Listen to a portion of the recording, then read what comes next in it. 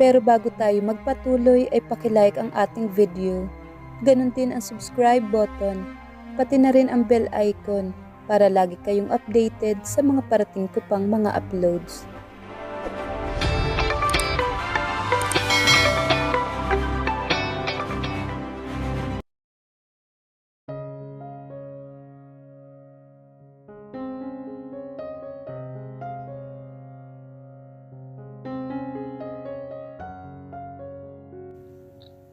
Hindi ba't mas maganda ang opisina mo ngayon kaysa sa dati mong opisina?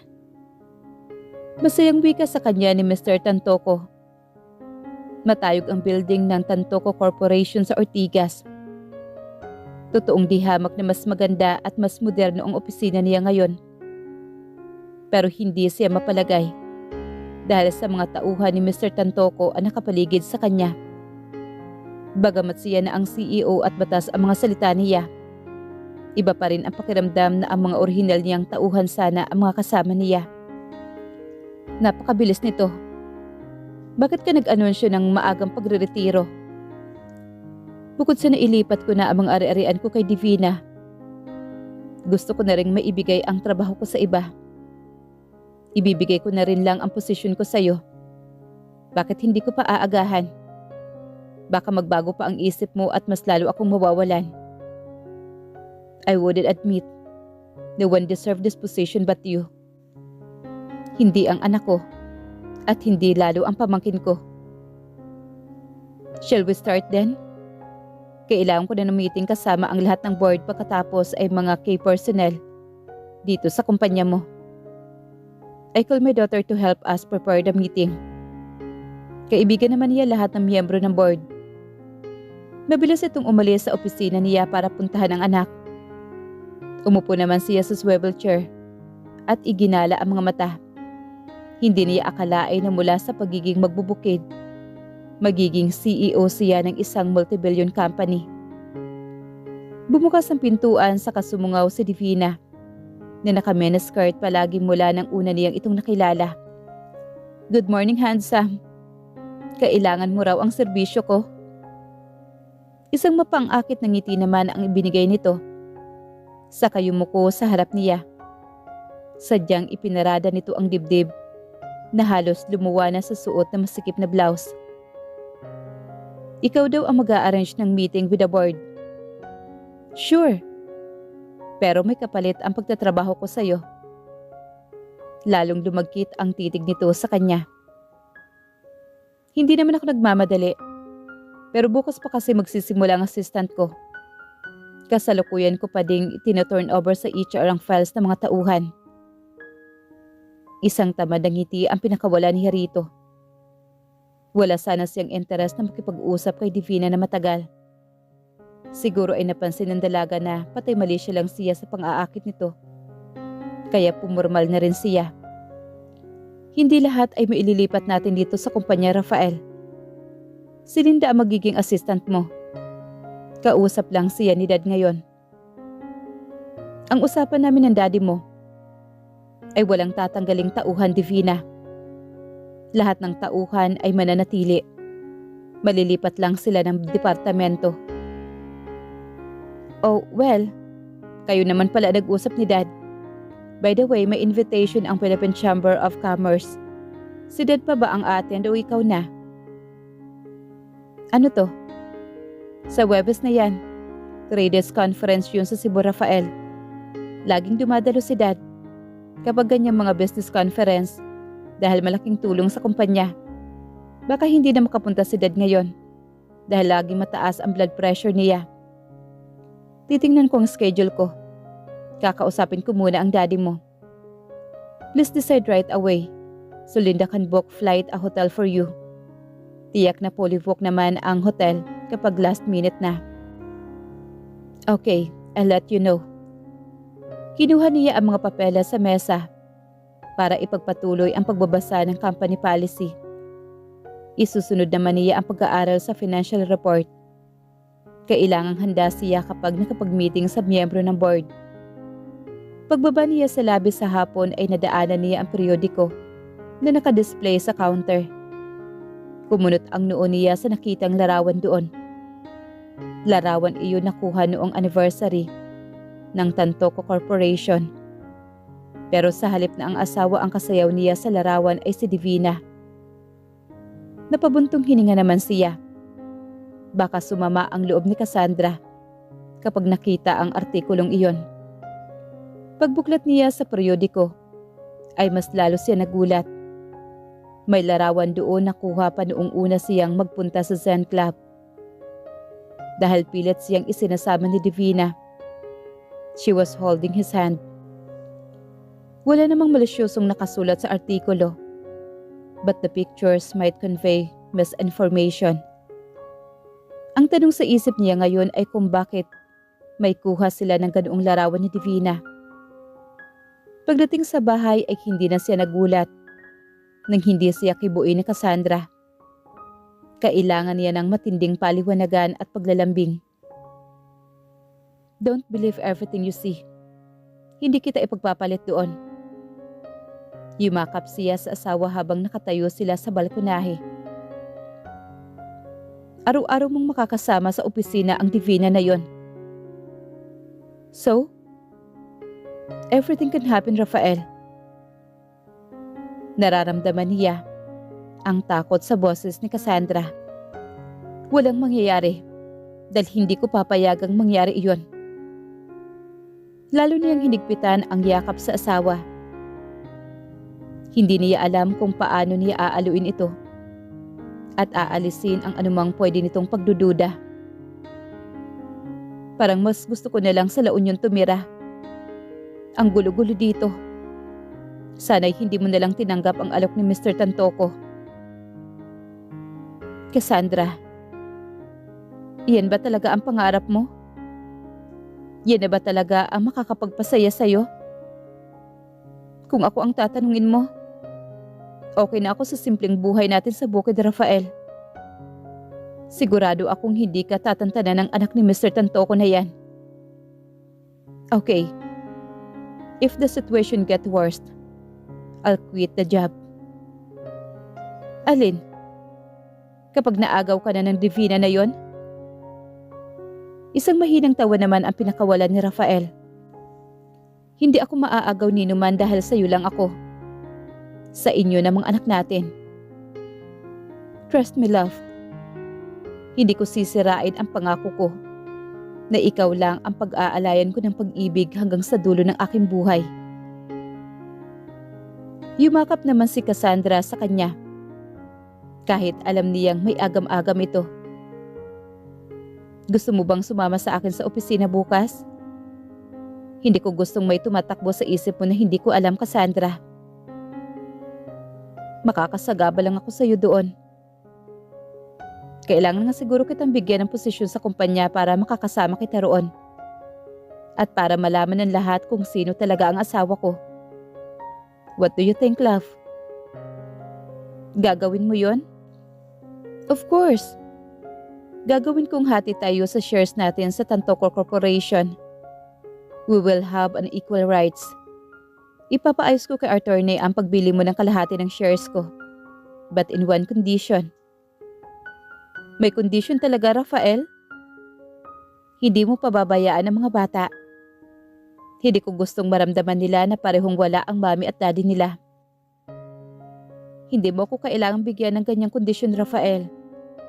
Sila pa rin ang importante sa akin kahit magkatrabaho ako sa kumpanya.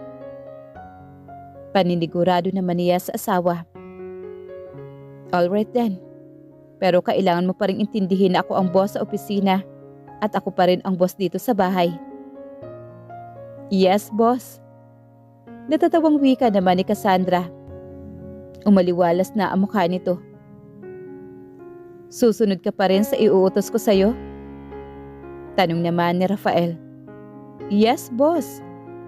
Kapag sinabi kong hubad, maghuhubad ka? Isang malutong na halakhak ang pinakawala naman ni Cassandra. Binuhat niya ito at ipinasok sa silid habang magkarugtong ang kanilang mga labi. Hi, beautiful.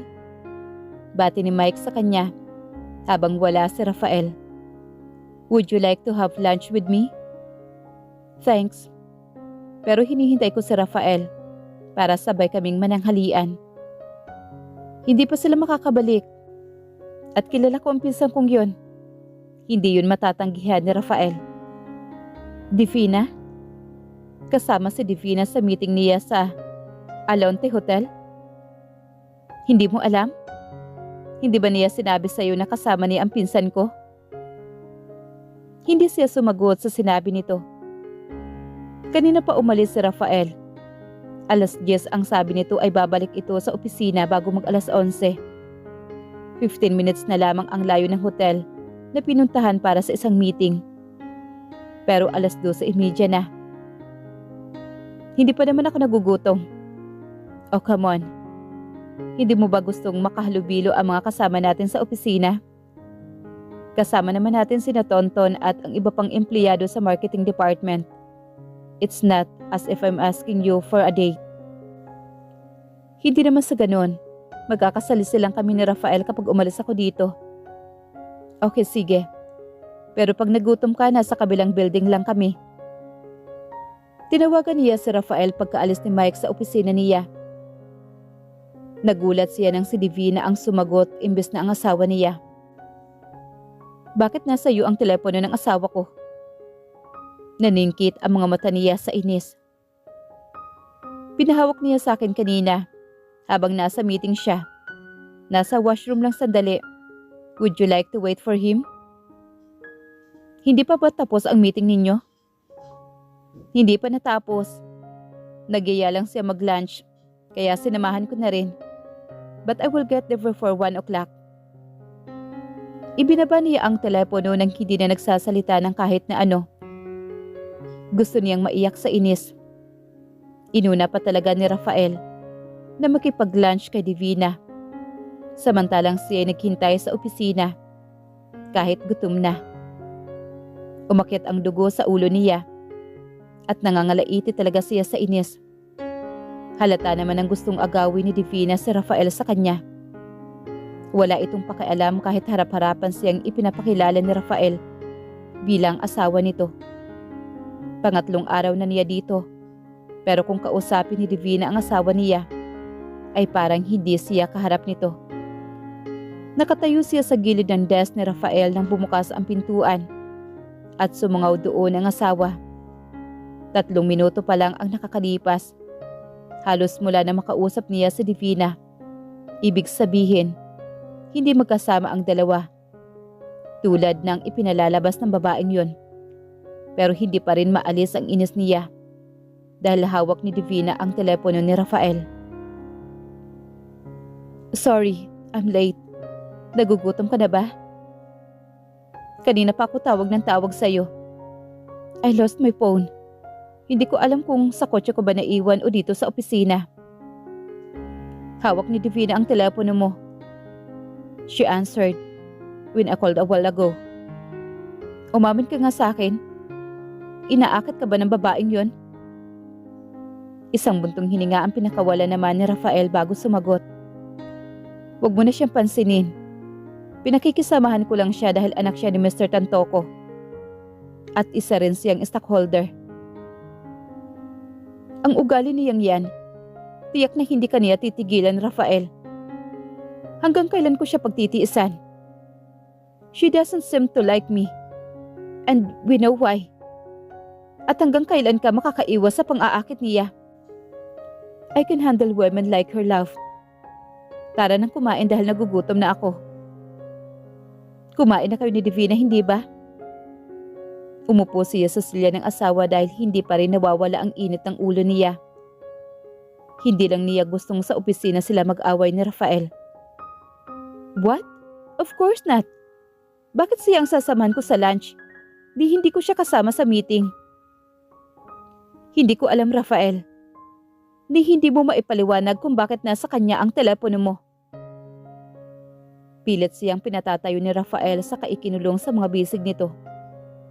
Sa conference room ko lang siya nakasama kanina. Baka doon niya dinampot ang telepono ko.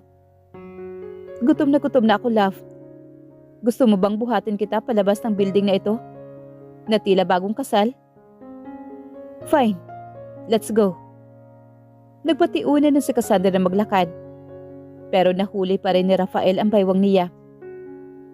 Ang cute mo talaga pag nagsiselos. Tudyo nito na marating nila ang elevator. Hindi pa rin siya ngumingiti rito. Nang kumain sila sa restaurant, ay tila na gutom naman si Rafael na 3 putahe ng ulam ang in-order nito. Halos 1:00 na kasi ng hapon. Tumawag si Albert kanina. May sakit daw ang papa. Wika nito nang patapos na silang kumain. Hindi na natin siya nadadalo, Rafael. Tiyak na nagtatampo na ang papa mo. Kaya't nagsasakit-sakitan. Umuwi kaya tayo ngayong weekend? I can't. May business conference ako na pupuntahan sa Cebu. 3 araw yon. Pero sa susunod na linggo uuwi tayo. Nakausap ko na naman ang papa kanina. Inatake lang siya ng alta presyon. Bakit hindi ko alam na may business conference ka sa weekend? Ang sabi mo ilalaan mo sa mga bata ang Sabado at Linggo, Rafael. Just this time, love. Business conference yun. Wala akong kontrol kung ano ang araw yung gaganapin. Uuwi naman ako ng Sabado ng gabi para makamamasyal tayo ng Linggo. Sino ang kasama mo? Si Divina? Tapos magkasama kayo sa hotel. Lalasingin ka niya. Tapos may mangyayari sa inyo. Isang malutong na halakak naman ang pinakawalan ni Rafael na tila naaaliw pa sa pagsiselos niya. She's not coming with me. Hindi ko naman pwedeng hindi daluhan yon dahil pinupunta ng event na yon. Taon-taon ng mga malalaking negosyante sa bansa. Naroon din naman sina Sian at Bernard. Kung hindi ka pwede, kami na lang ang uwi ng mga bata. May sakit si Papa. Kapag nakita niya ang mga apo niya, tiyak na gagaling ka agad yun at sisigla. Ikaw ang magdadrive mula dito hanggang sa La Union, love. Alam niyang gusto siyang pigilan ni Rafael. Hindi ito pumapayag na sila mag-ina ang uuwi, lalo na't mahaba ang biyahe mula sa Maynila hanggang sa Hacienda Sullivan. Okay lang kami, Rafael. Kasama naman namin si Manang. Pupunta ka naman sa Cebu eh. Kaysa isipin ko pa kung ano na naman ang gagawing kalukuhan ni Divina doon sa'yo para mahulog ka ng tuluyan sa patibong niya. Lilibangin ko na lang ang sarili ko sa Hacienda. Sinabi ko naman sa'yo na wala kang dapat na ipag-alala, Cassandra. Kung hindi sana ganyang ka-agresibo ang Divina na yan, mapapanatag pa ako, Rafael. Umabot pa siya talaga sa puntong kailangan niyang kuhanin ang telepono mo. That's invasion of your privacy. Okay, I'll talk to her. Napailing na lang siya sa kabila ng paninigurado ni Rafael na hindi ito magpapadala sa pang-aakit ng anak ni Mr. Tantoco. Pero bumalik sa dibdib niya ang pangamba na naramdaman niya noong si Almira ang nagpupumilit sa buhay ng asawa niya. Kung si Almira noon ay agresibo na, triple ang isang ito, spoiled brat at walang kinatatakutan. Kailangan niyang ipakita kung sino siya sa buhay ni Rafael. Ako nang kakausap sa kanya. Baka gusto niyang makatikim ng salita ng matauhan. Okay lang. Pero uminom ka muna ng bawang bago mo kausapin, ha? Natatakot ako sa init ng ulo mo. Natatawang wika naman ni Rafael na inirapan naman niya. Pagdating sa opisina ay pinuntahan niya si Divina sa silid nito. Inaasahan na niyang makakatikim siya ng nakakalokong ngiti rito. Kukuhanin ko lang ang telepono ng asawa ko na kinuha mo. Simple niyang wika rito. Hindi mo dapat pinakikialaman ang gamit ng iba, Divina. Ganun talaga kapag walang bantay, nananakawan. Kaya ingatan mo ang asawa mo, ha? Baka sa susunod, siya naman ang manakaw. Sa tingin mo ba, ganung klaseng lalaki ang asawa ko? Masyadong mataas ang tingin mo sa sarili mo, Divina. Subukan mong landiin si Rafael. Kapag may nakita ulit akong artikulong lalabas sa mga pahayagan na sa tingin ko'y sinadya mo, sa korte na tayo magkita. Kaya mo ring ipakulong ang asawa mo? Prente pa itong nakaupo sa swivel chair nito. Bakit hindi? Hindi ako martyr na asawa kung yun ang inaakala mo. Huwag mong maliitin ang karapatan ko bilang asawa. Dahil kaya kong ilampaso sa sahig ang pagmumukha mo nang hindi ako dadalhin sa presinto. Naiintindihan mo? Hindi na niya hinintay na sagutin siya ni Divina. Dahil mabilis siyang tumalikod. Hindi niya alam kung nasindak man lang ba niya ito. Gusto lang niyang iparating na hindi siya iiyak sa isang tabi. Tulad ng ibang nilolokong asawa.